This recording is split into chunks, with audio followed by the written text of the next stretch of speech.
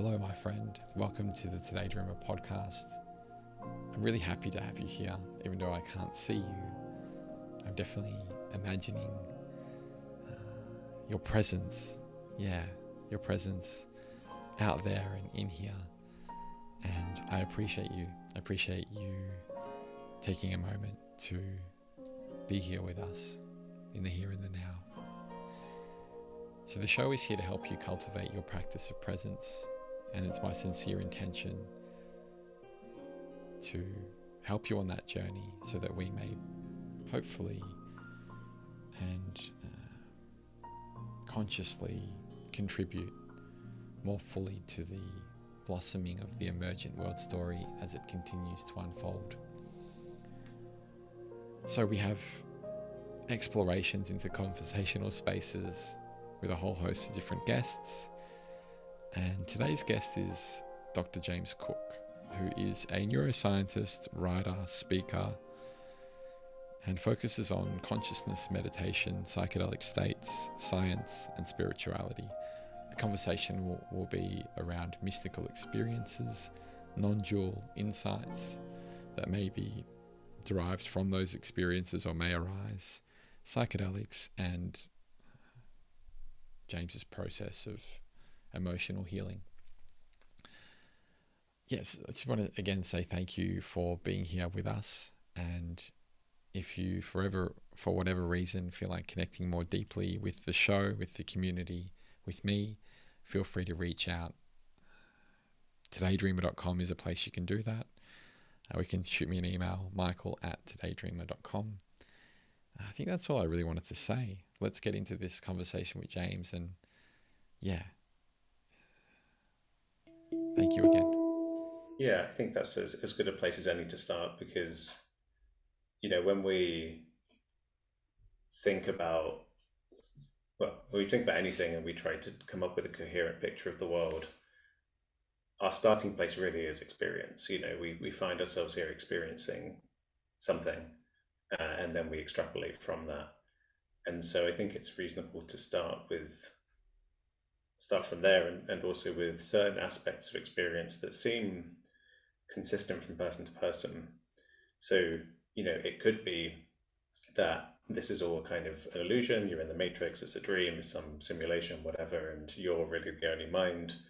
And it just seems that there are all these people around you who agree with you. You can never get out of that solipsism trap if you try to disprove that. But that's not something I find worrying, because the other route to go is we find ourselves here, and I have an experience where certain parts of the world feel like me. They feel under my control. We can dig down into what that really means, but other parts don't seem to be under my control. When a bird flies by, that's different to me moving my hand. So there seems to be self and other in some way. And then if you speak to other people, they'll tell you similar things. And this is this kind of intersubjective situation we find ourselves in, where it really seems like there's me and a world and other people, other beings, and you can get that impression from your conscious experience of the world. And as I say, could all be a trick, could all be you're in the matrix. But I think for me, there's like often how emotionally stressed out one is pushes you on that spectrum. If you're very stressed out, you could be freaked out by a sense of disconnection, isolation. You don't want to be the only thing in existence. And I think a lot of people can get themselves wound up into these concerns around solipsism sometimes.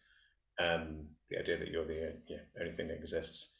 And then if you become more at peace and more grounded, then you feel more trusting in this feeling that you are connected to a wider world. But also, if it turned out I'm currently in a simulation and when I die, I wake up from it and I get unplugged from the matrix or whatever it is, okay, fine. While I'm here, I'm going to have this experience. The experiencing is definitely real, even if the content is illusory. So I'm okay with it. There's a level of non-attachment that I think is wise. Um, yeah. What did you mean when you said concerns? In what context do I say concerns? I think you meant you said the concerns when it came to solipsism. So Ah, if you are under certain stresses or you are going through difficult times, um, right. are you kind of pointing to the idea that you may be more likely to lean in that direction? Yeah, I think so. If you take someone who is, delving into philosophy, trying to find answers, they come across this idea that maybe they're the only mind in existence, or even they just have this realization, they feel suddenly trapped in their own experience. And they're like, wait a minute, how could I ever know anyone else is conscious? And they get freaked out by this. Um, from inside their head, there's like a logical consistency to what they're saying, and it's hard to kind of logically get yourself out of it. But from the outside, me looking at them as an emotional being, as a what I perceive to be part of a greater whole, and my understanding of the psychology and neuroscience of mental health in general, I tend to think in terms of it just seems to be the case that when systems like us are connected and interdependent and mutually flourishing, that's when we feel good. There's a kind of the feeling of good could be a kind of signal that that's the direction we want to move in. It's better for our flourishing. When we feel isolated, lonely, disconnected, that's at the base of a lot of uh, emotional, mental struggles, depression, anxiety, um, and so what I would say from that person is, okay, they're going through a fantasy of isolation, really. They're concerned that they're isolated and disconnected, and so what feels to them just like a logical philosophical concern, because they're not thinking about their emotions, they're just in their head in a kind of dissociated egoic way. From the outside, to me, it's like, okay, well, here's a system that's been stressed out, and now it's concerned. You asked, why you use the word concern. It's become attached to beliefs and constructs, and it's trying to use ideas to find a way out of this problem. But the egoic rational mind is never going to find a solution to emotional problems of that kind. Well, it could find solutions, it could read the right books, but then ultimately the work happens on an emotional level, on a level of letting go and a non-attachment and just allowing and coming into connection with everything else. Yeah. What kind of was coming up for me as you were sharing, and kind of, yeah, kind of part of where the entry point came from was around the idea that you shared on one of your AMAs around something that may have been quite alive for you recently around social matrices, and something that may have been kind of zoomed down and explored through a psychedelic experience around the idea that I guess the masks that we wear, and in terms of I'm just trying to kind of put these in the words that you shared this thought in, but I think I'll just kind of go my own way. It was something from what I understood around this idea of narcissism and darkness. Maybe there was Right, more layers of the masks that were kind of being worn, and there was more of a separation between what was being shown and who we truly were, and maybe right, the lightness was in the other space. And this idea that I've come to is I've just kind of realized the potentiality of um, an awakened path through relationship, and it's interesting how that in fact is a mirror, right. and allows us to kind of unpeel some of those layers and Yeah, live more authentically, or more closely to that kind of um, or show more transparently, um, and be who we are on a more transparent level. right. So when you go from, I guess I was talking about the more fundamental layer of initial concerns with how do we even know that other people Yeah, are agents like us, but then yeah, so what you're pointing to is this when we accept that, when we accept that we're navigating in the world and other people are conscious and they have opinions about us, and that, yeah, there's a, so the entry point to this for me in talking about it on my own in my own work was an experience I've had many times spontaneously. I think I often have it quite reliably with psychedelics, which is this kind of zooming out and a feeling of a kind of poignant viewing of social dynamics from like kind of an overview effect feels similar to, like, say in a movie,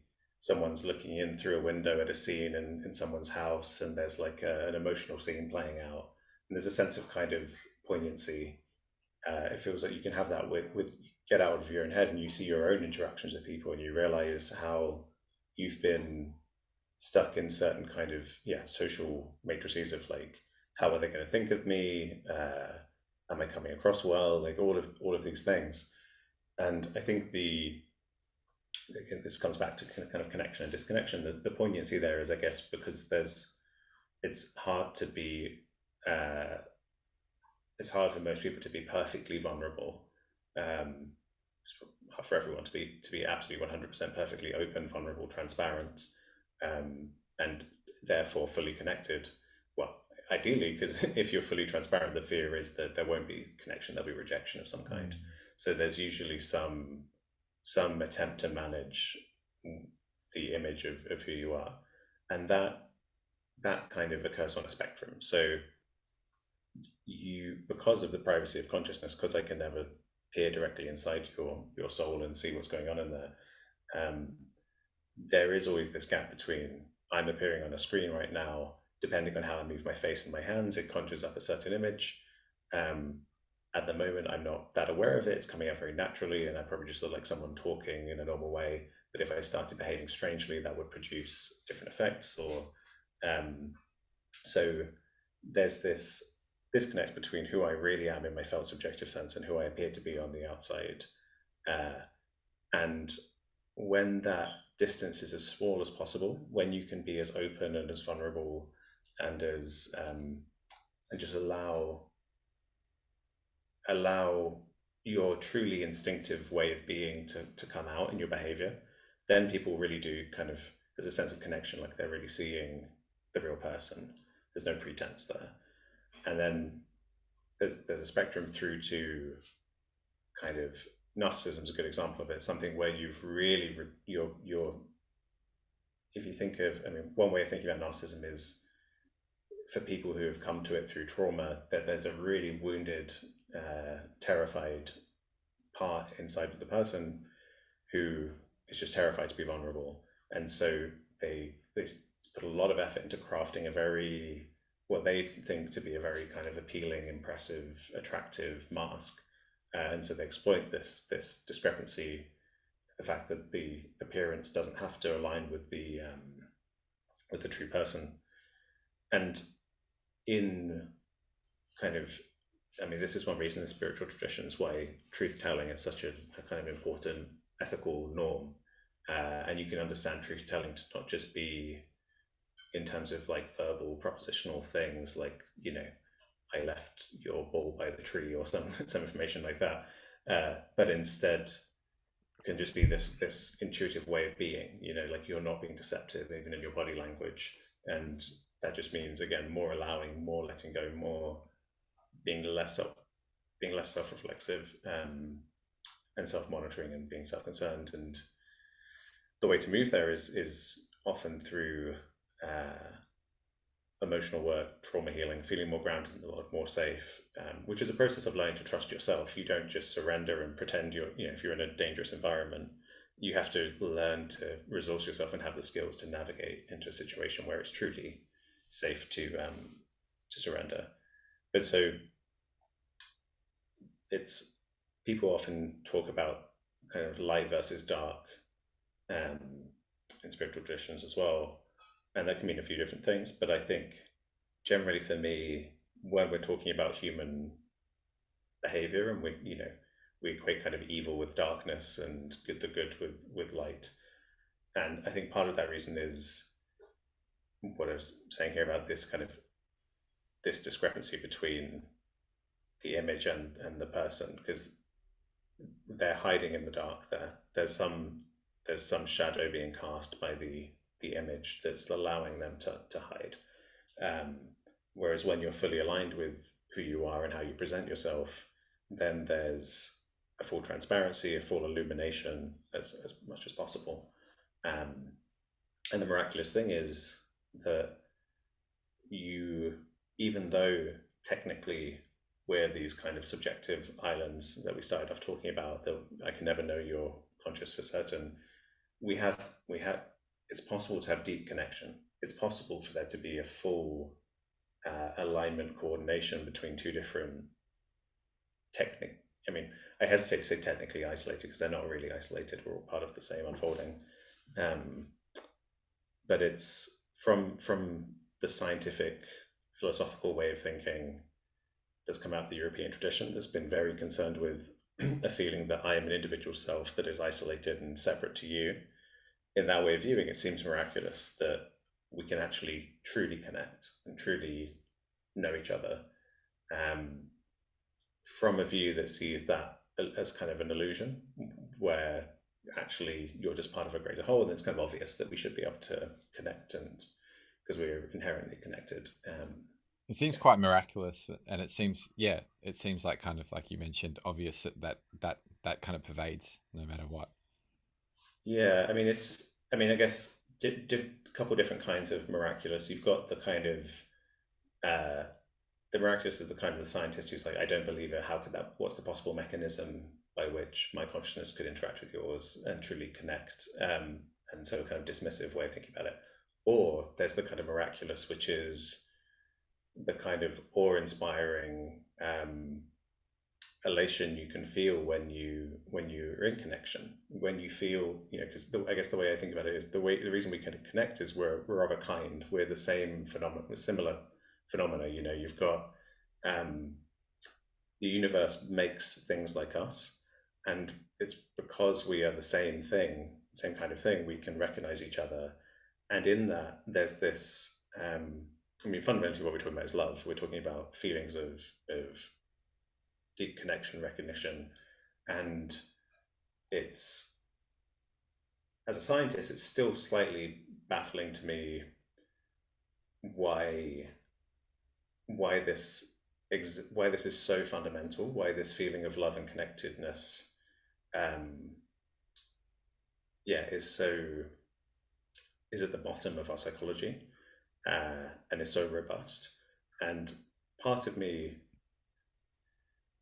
you could give a dismissive, easy answer of like, well, we're social primates and we evolved to, for social bonding, and that's useful for our survival, and that could just be that. Um, I say just, it still makes it it's still meaningful and powerful, but it feels to me like it's at a deeper level. It feels like, to be a living thing, mutual dependence, kind of interdependence with other things, is a fundamental principle that helps you to flourish. And so, really, to be the universe experiencing itself, to form a little island of order that can then experience the world, as happens with life, that connection is the way you do that, basically. And so, in spiritual traditions where people feel like love is the fabric of the universe, or love is the nature of God or something, that's the experientially, that's the I have that experience of it, where it's like, this doesn't just feel like a social primate thing. This feels like, even lizards and things that we don't empathize with, and we use language, because we're mammals. We use language like warm and fuzzy to talk about love, because we're a warm-blooded, hairy mammalian thing, so we intuitively associate those things. So it's hard for me, intuitively, I look at a crocodile and I don't think of it as having, as loving things, but that could just be a human, a kind of mammalian centric way of thinking. And when it's nurturing, it's, well, I guess it doesn't nurture its young. Maybe it is a mammalian thing. Anyway, this is something I've not come to a firm conclusion on at the moment. Yeah, Yeah, it seems from what you were saying earlier, it's probably not best to come to firm conclusions. it's And true. there's this idea of, uh, yeah, just kind of, it seemed obvious to me, but maybe not so much. Maybe obvious isn't the right word, but this kind of ever pervading nature of love that even shines through the kind of illusion of separateness. It seems like quite a beautiful, um, poetic kind of thought, I guess.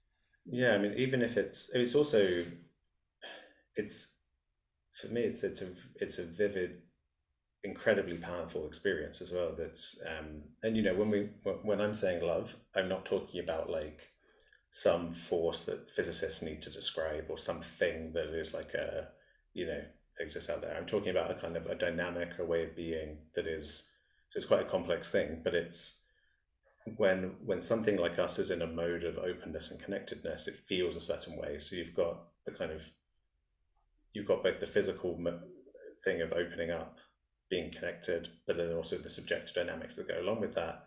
And that package is what I'm calling love, particularly the subjective side of it. But it's embodied, so it can't go along without the physical stuff.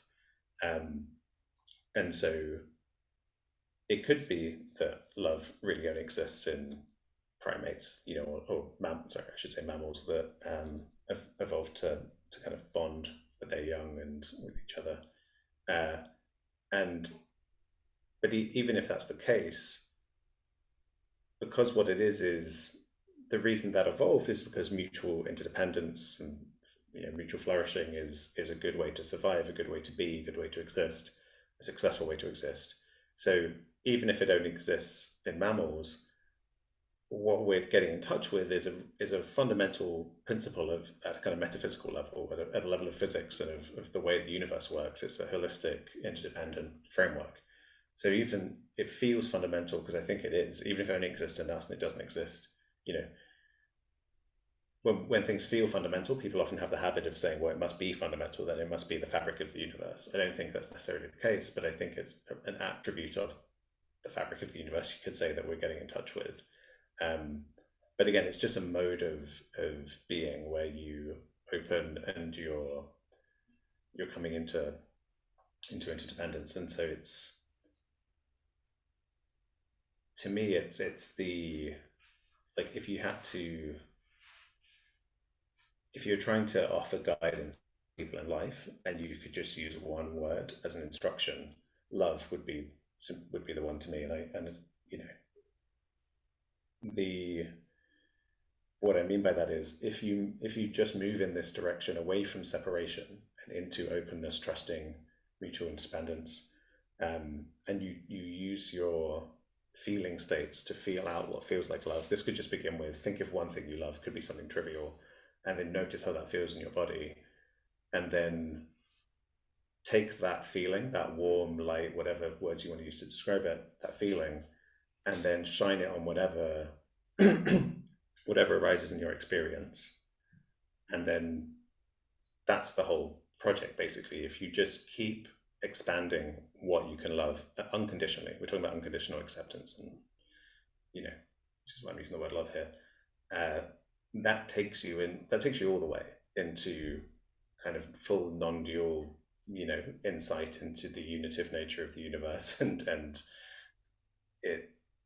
the kind of timelessness of consciousness. All of these different insights come out of a true surrender into this openness that I'm calling love here. So it's funny because with this one word, the other day I write songs sometimes, and I thought it'd be fun to collaborate with like an AI to see if it'd give me some ideas. And so I was playing around with some AI stuff, and this AI songwriting generator, I found one that existed already, and I went for the default settings, and it came up with a terribly written song, but every single line had the word love on it. And that tells you something about human culture, and this just from watching movies and listening to songs and going into card shops. This is, if there's one word that's imbued with the most power, or that we're more obsessed with anything, it's love. And growing up in England and as a scientist, what I'm supposed to say now is, oh, of course, it's so cliche, and it's I'm fully aware of that that's the reaction people have, is a defensive kind of like, no, like we have to dismiss it. But it's, I think as a species, we're in this neurotic struggle with love where we know it's right, we know it's good, we know it's what we want, but it's hard to get there because, as I said, you can't just surrender into it if you're not safe. You need to learn to trust yourself, resource yourself, empower yourself, mature and parent yourself to get to a place where you can navigate to the world where it's safe, in a way where it's safe to love. Because of that struggle, we have all these cynical kind of reactions around it, and we dismiss it. But it's clear we're not going to just get rid of it. We're obsessed with it. We know it's what we want. And I think, in my own personal experience, once I once I kind of aligned my trajectory to the center of the bullseye of unconditional love in this kind of just open to whatever arises in experience, it was like, what would be a good analogy? Uh, I feel like I've not seen, I'm not that proficient with knowing like sci-fi movies, but I imagine if someone's like being beamed into another dimension where all their molecules are like vibrating and they're being kind of teleported or something. It felt like that. It felt like I was in a current of something that was at a kind of at every from the largest to the smallest scale of my embodied experience of the world was opening me up, and I couldn't think of anything more powerful than that experience. And all it was just, and this was sober. This is not psychedelics, although that can help. Um, uh, yeah, it's when I had the experience, I was like, wow, okay, now I know why people are obsessed with this. I know why it's important in spiritual traditions. Um, I'd had a lot of insight into the kind of mental side of spiritual stuff before I had the insight into the love stuff, and the love really completed the picture for me. Yeah, thank you for sharing that. That was quite beautiful. And something kind of stayed with me around the kind of distillation down to one word. I had a conversation with Forrest Landry a little while ago, and he kind of, yeah, he talks a lot about choice. And you were talking a lot about kind of navigating and the trajectory of our lives and the stream of, or the current of love and flowing with that and finding a way. I'm picturing like a river kind of analogy and just kind of surrendering into that space. And yeah, I've had a similar experience in my life. I Yeah, I wouldn't mind kind of moving our trajectory into the space of psychedelics if you're open to the idea, Absolutely, yeah, and maybe exploring some of the kind of psychotherapeutic work that you've done in that space. And um, yeah, and also, if you wanted to link it in terms of um, I was wondering if you do see a link in terms of this kind of capacity to um, allow these masks to fall off more and more and open into this space of kind of vulnerability and transparency and truth and love. And if you see a kind of bridge there at all, and it was just, yeah, yeah, curious definitely, what comes up for you. yeah, yeah. So my entry to all this stuff was having had a kind of what I think the best term for it is non-dual insight, an insight into the unitive nature of existence and the fact that the map isn't the territory. Existence is this unnameable thing, and then our models of it are a different thing.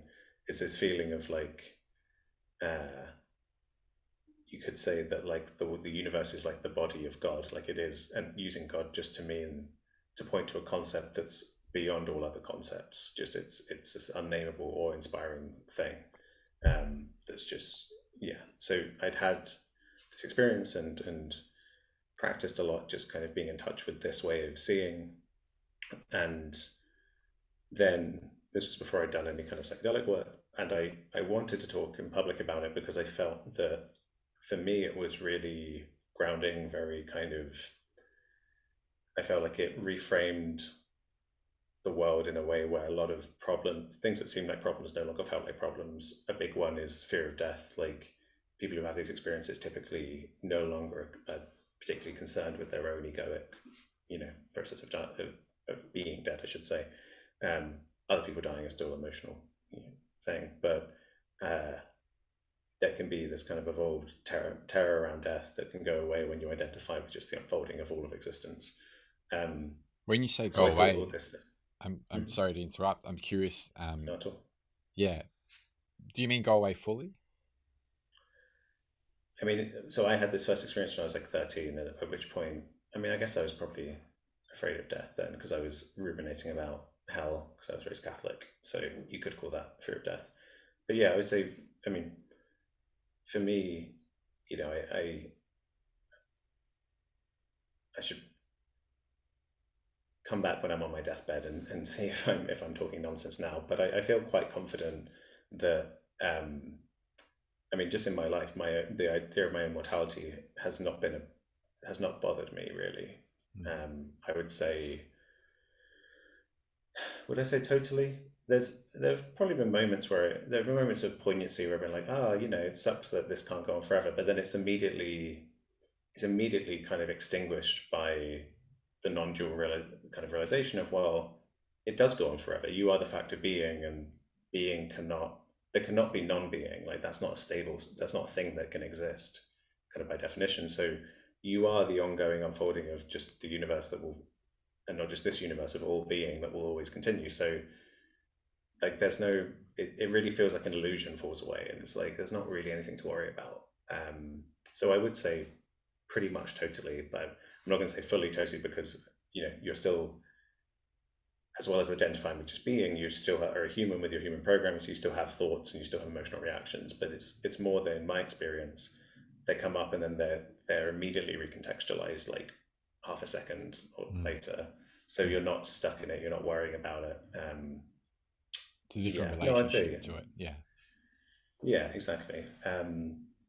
So uh, where was I going with this? So you were. So this happened when you were 13. Right, right. So then um, I wanted to talk about it because I saw it as fitting with science as well, and I felt like there wasn't. Thankfully, there's a bit more about it now. Kind of people talking about how mindfulness and meditation fit, and psychedelic medicine Mm-hmm. fit with science. And but when I was first interested in talking about this stuff publicly, there really wasn't that much being said about it, and so I felt that this I wanted to talk about it.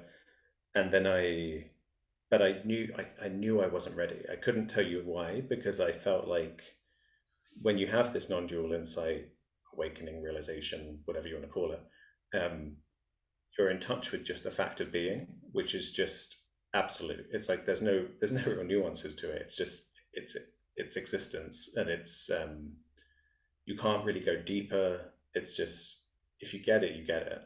And so part of me was like, okay, I get it. Like I think I should be ready to talk about this. But then part of me was like, not, I don't feel fully baked. I'm not sure. I don't know why, but I know I'm not ready to.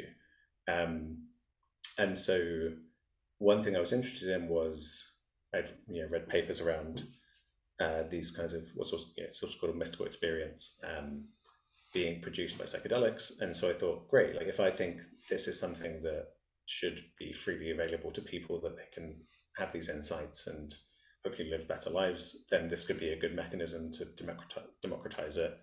And don't want people to have you don't want to just wait for people to have these spontaneous events like I had.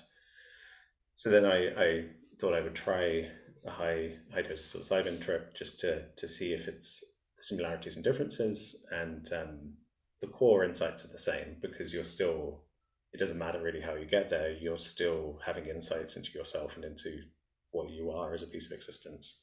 So they're still valid. Some people want to dismiss them as kind of lesser than spontaneous ones, but I think that there are differences, um, But you're but they're still reflecting on the completely valid. differences from when you were 13. This was, I'm assuming, quite a bit later on. Yeah, exactly. Yeah. So yeah, probably as many years later again. So yeah, there are definitely differences, but it's the core thing is still the same Mm. when you have this kind of mystical ego dissolving experience. Mm-hmm. Um, Sorry, yeah. So reflecting on the then similarities would have been a better way of putting it. Yeah, I get what you're saying. Mm. yeah. So then you then what happened to me though was that I'd, as can happen with psychedelics, it just started to kind of bring to awareness emotional or emotionally charged memories, and I just started to feel into my feelings in an embodied way, in a way that I'd never really done before. I'd always thought of myself as a kind of open, sensitive, uh, feeling kind of person, but I had I'd had a challenging time growing up, and as a result, my whole physiology was tense and braced against the world. And this is a kind of a strange thing to get your head around when it comes to this kind of non-dual insight, which is that you can really have it whenever. You can be someone like me who is completely wound up and felt separated and isolated and really um, not a good candidate, not someone who's done yoga and meditated and has really opened themselves up. And, me when I was 13. Um, and yet, even then, you can just have this switch where you notice, despite all of this struggle, on another way of looking, there is no struggle. There's just everything just exists and it's all lawfully unfolding. Um, but then the trick is to integrate those two things and bring your way of being and your embodied, being feeling like a human into alignment with what it feels like to just be the fact of existence unfolding. Quite a task for a And that's 13-year-old. what's sorry. Quite a task for a 13-year-old. Yeah, well, that's why it took me well over another decade to figure it out. And in the meantime, I was just engaging it in what would be called spiritual bypassing and just kind of um, escaping from my suffering into this perspective where it's like, oh, if I shift into this awareness where it's just awareness and everything's arising in it, there's no suffering. Great. And then the thing is, I couldn't just wake up in the morning and spend 18 hours going about my day in this perfectly enlightened, light, way of being. It would be, I could shift into that whenever I wanted, but then seconds later, it would just collapse back into feeling like a burdened ego, and I could shift out again. But then, so it wasn't, yeah, I still felt like I was suffering as an ego and needed to integrate this somehow.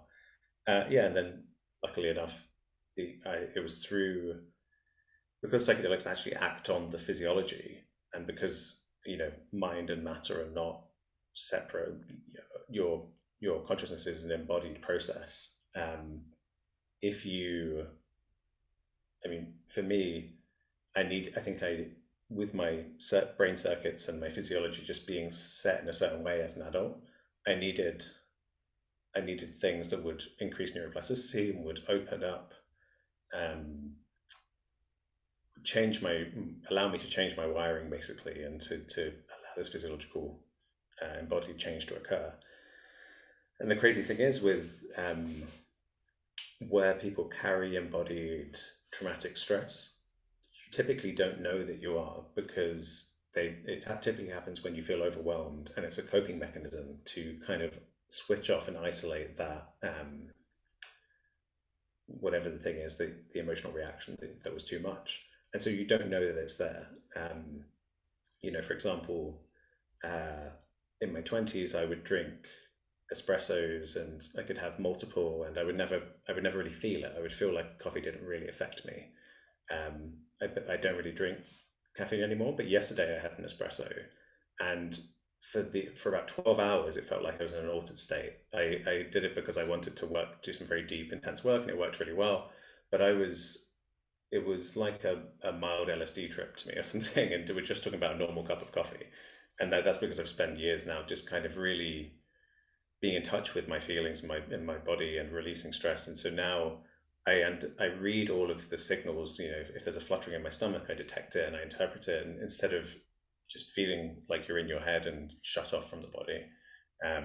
It's amazing you can create these kind of blind spots when there's emotional struggles going on. So yeah, for me, it was only once I could really open up, and for me, a big part of it was breathing. I was so fundamentally kind of braced against the world that my breathing was this kind of jagged, gasping. It was almost like with every breath there was an anxiety I wasn't going to get enough oxygen, so the next breath would be caught with like a conscious gasp. And what I had to do was to surrender to a point where my instinctive, slow breathing would just learn, again, just through basic old physiological mechanisms, would learn to take over. And that actually involved me like lying down for like long periods of not breathing, and then waiting for my stomach to suddenly I just have to mindfully let go and let my ego surrender and be with the anxiety and the fear that I'm not going to breathe, but trust that nothing's obstructing my airways. And This is if during a I psychedelic have, journey. yeah, I've done it both on and off, but I think the first time I did it was on an LSD trip where I realized I was just done with living in a stressed out way. I was done with carrying the emotional burdens that I was carrying, and I felt this sense of, again, as someone who's trained as a neuroscientist, which is a subfield of biology, so trained as a biologist in a sense, I'm familiar with the evolutionary story of like what we are as physiological beings, and I was like, I should be able to just lie here and completely surrender and have my heart beat and my lungs fill with air without consciously doing anything, without stressing about it. And so I felt I this should be possible, and that I was owed this in the sense of, I think we all deserve to just be at peace. If you're in a safe environment, we all deserve to try to connect with that ability just to be at peace and to rest. Um, yeah, and it's very dramatic and not an easy process to go through. But and I still kind of do it now to some extent, mildly. But where if something happens that's stressful, I can sometimes feel that there's an instinct to kind of gasp a little bit. But in the past, that would have felt very reified, very real, and I would have done it. Now, what happens is I notice, oh, okay, there's a bit of anxiousness here and a fear, and I can feel my throat slightly contracting. And then the thing to do is, for me at least, is just to, if we're not going too much into the weeds of technicality of how I do this now, but is you just notice all that and you don't give in to the fear. And then eventually it kind of dissolves, or a deep belly breath comes, and but you're fundamentally shifting out of an egoic, fear-based way of being. Um, and then for me, this allows me to be fully in alignment, or more and more in alignment with this absolute perspective of just being the unfolding universe, being a physiological evolved organism that doesn't have to second guess itself. It's a kind of Taoist, just kind of flowing with the river way of being. Thank you so much for tuning into part 1 of this 2-part series. Please don't forget to check out the next episode to kind of complete this journey, this exploration. And there'll be information on all the guests' work in the show notes section, and also through the website, todaydreamer.com. And if you head over to the website, there's ongoing offerings in regards to helping you cultivate your own practice of presence, because it's my sincerest intention to help you contribute towards the blossoming of the emergent world story in your own unique and particular way. Thank you for tuning in, and I will catch you next time, my friend.